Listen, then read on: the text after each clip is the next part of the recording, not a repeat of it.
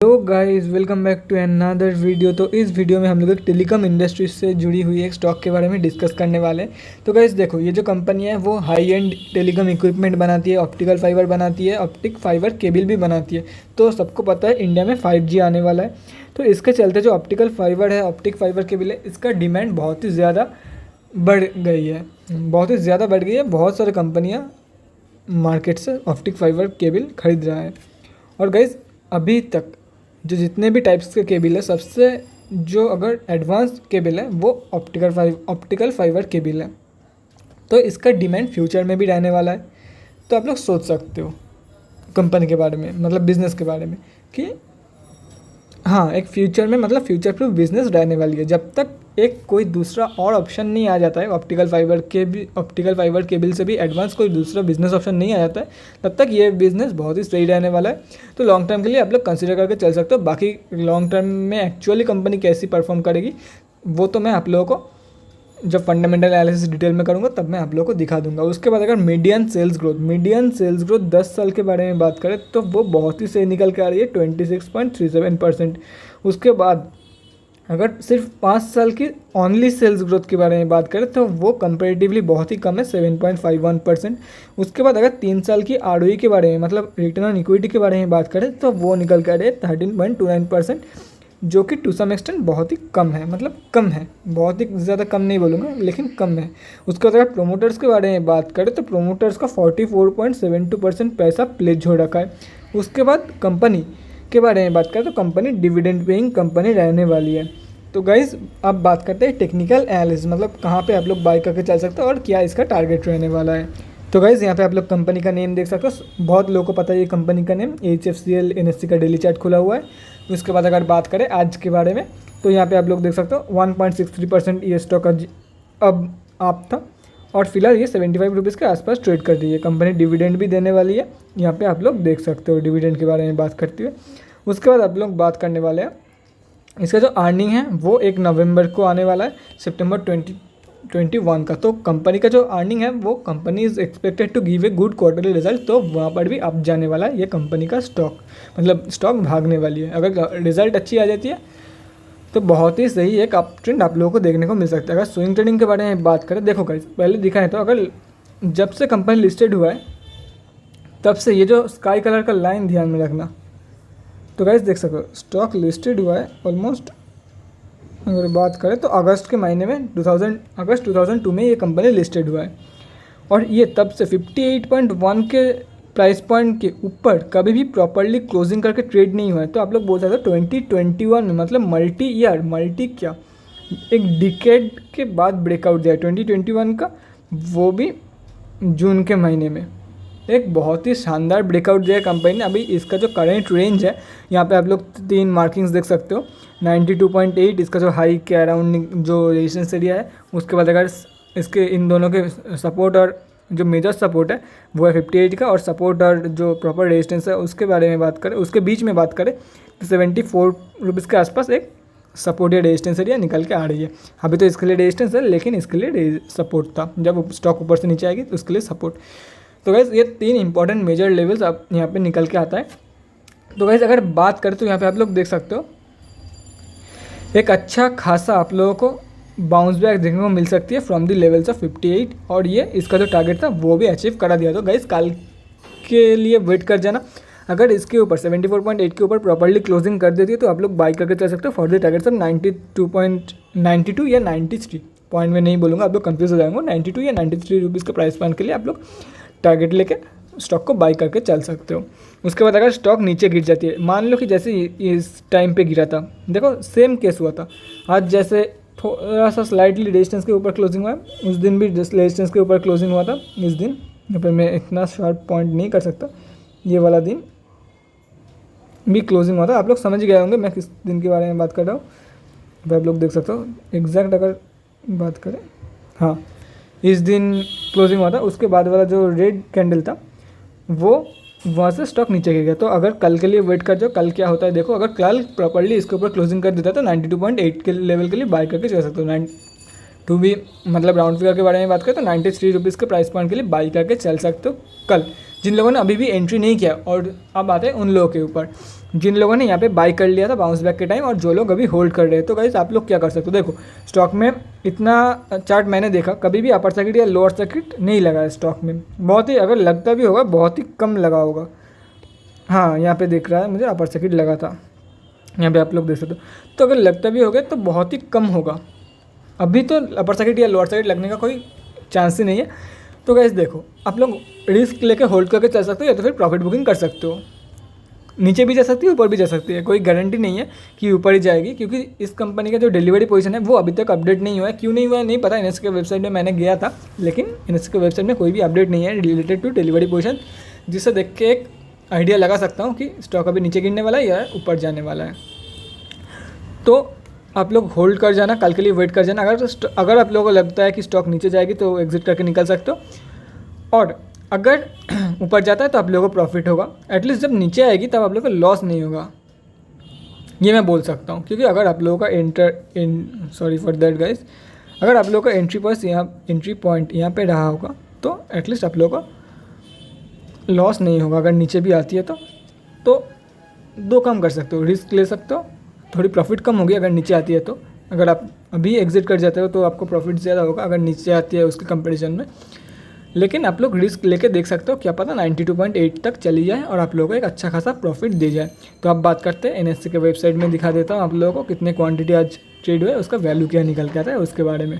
तो यहाँ पे आप लोग देख सकते हो HFCL लिमिटेड। उसके बाद अगर बात करें तो निफ्टी 500 में कंपनी लिस्टेड है। उसके बाद अगर बात करें पेंडिंग ऑर्डर क्वांटिटी के बारे में तो 3421 क्वांटिटी पेंडिंग है बाइंग की तरफ 74.8 रुपीज़ की प्राइस पॉइंट पे। उसके बाद अगर आज के बारे में बात करें तो ऑलमोस्ट 34 लाख क्वांटिटी ट्रेड हुआ है, जिसका वैल्यू निकल के आ रहा है 2500 लाख रुपीज़ के आसपास। यहाँ पे आप लोग देख सकते हो डिलीवरी पोजीशन अपडेट नहीं हुआ है, तो यहाँ से कोई आइडिया हम लोग नहीं लगा सकते कि कल कैसा मार्केट रहने वाली है। उसके बाद अगर मेन फंडामेंटल्स के बारे में बात करें तो यहाँ पे आप लोग देख सकते हो कंपनी क्या करती है। जैसे कि मैंने आप लोगों को बताया, manufacture and supply of high and telecom equipment, optical fibre and optic fibre OFC। उसके बाद अगर बात करें मार्केट कैप तो ऑलमोस्ट 9500 करोड़ का मार्केट कैप है। स्टॉक का भी 33.2, ROC 18.3, ROE 12.8, बुक वैल्यू से काफ़ी हाई में ट्रेड कर रही है। फिलहाल it's trading around its 52 week high compare to the 52 week low. और अगर एक साल के बारे में बात करें तो एक साल में ये कंपनी ऑलमोस्ट, अगर एग्जैक्ट फिगर के बारे में बात करें तो 614 पॉइंट समथिंग % की रिटर्न देके जा रही है। तो अगर कोई एक साल के लिए होल्ड भी किया होगा तो एटलीस्ट 550% और ये भी छोड़ देता तो एटलीस्ट 500% की रिटर्न तो वो लेके गया ही होगा एक साल में। तो एक अच्छी खासी स्टॉक रहने वाली है, डिविडेंड देती है, फेस वैल्यू 1 रुपये का है। उसके बाद अगर बात करें कंपनी में प्रोज की तरफ, तो प्रोज में आप लोग देख सकते हो company is expected to give good quarterly result. ये सितंबर क्वार्टर के बारे में बात हो रहा है। उसके बाद यहाँ पे आप लोग देख सकते हो, ये मैंने वीडियो के स्टार्टिंग में आप लोगों को बता दिया। तो अगर 10 साल की मीडियन सेल्स ग्रोथ के बारे में बात करते हैं तो 26.37%। उसके बाद अगर बात करें तो पुअर सेल्स ग्रोथ, मतलब company has delivered poor sales growth, जैसे कि मैंने वीडियो के स्टार्टिंग में बोल रहा था आप लोगों की सेल्स ग्रोथ बहुत ही कम है 7.51%, लेकिन पॉजिटिव है। ये आप लोग मतलब बोल सकते हो आप लोगों को मोटिवेट करने के लिए। Company has low ROE, at least negative में नहीं है, पॉजिटिविटी मतलब सकारात्मक सोचना चाहिए।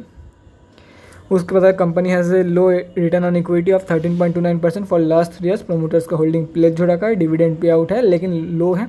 तो मैं बहुत बार बोल चुका हूँ, देखो गाइस जो कंपनी डिविडेंड देती है वो भी अच्छी है। जो कंपनी डिविडेंड के बेस पे हम लोग किसी कंपनी को जज नहीं कर सकते, क्योंकि देखो अगर डिविडेंड नहीं देती है कंपनी तो वो अपना जो पैसा है वो री इन्वेस्ट कर रही है कंपनी में, और अगर डिविडेंड देती है तो कंपनी जो प्रॉफिट है वो इन्वेस्टर्स को दे रही है। और अगर डिविडेंड थोड़ा सा ही देती है उस बाकी पैसा वो लोग री इन्वेस्ट करती है, इन्वेस्टर्स का ही फ़ायदा है। क्योंकि देखो कंपनी अगर फ्यूचर ग्रोथ के लिए री इन्वेस्ट करती है तो इनडायरेक्टली इन्वेस्टर्स को ही फ़ायदा है। अगर कंपनी अच्छा खासा रिजल्ट देती है, अच्छा खासी प्रॉफिटेबल रहती है तो इन्वेस्टर्स को ही फ़ायदा है आफ्टर ऑल। तो ये मैं डिविडेंड का पॉइंट मैं प्रोज या कॉन्स में किसी में भी नहीं बताना चाहूँगा। अगर ज़्यादा डिविडेंड देती है तो कंपनी आप लोग बोल सकते हो एक तरीके से वो कॉन्स हो सकती है, क्योंकि कुछ भी री इन्वेस्ट नहीं कर रही है कंपनी, जो है वही है।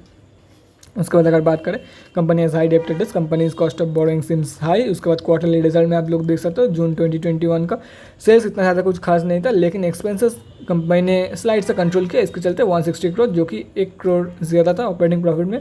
तो देख लेते हैं नेट प्रॉफिट में कैसा था। नेट प्रॉफिट में 1 करोड़ से डाउन देखने को मिला है यहाँ पे, और वो क्यों हुआ है वो देख सकता है। टोटली मैं तो बोलूँगा टैक्स रेट की वजह से नहीं, उसके पहले ही 1 करोड़ का डाउन हुआ था, और वो था अदर इनकम की वजह से, अदर इनकम डिप्रिशिएशन ये सब की वजह से।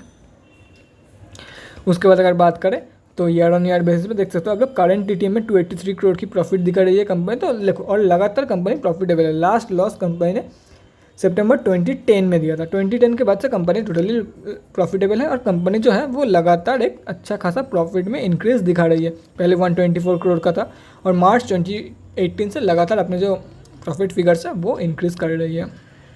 देख सही कंपनी रहेगी लॉन्ग टर्म के लिए।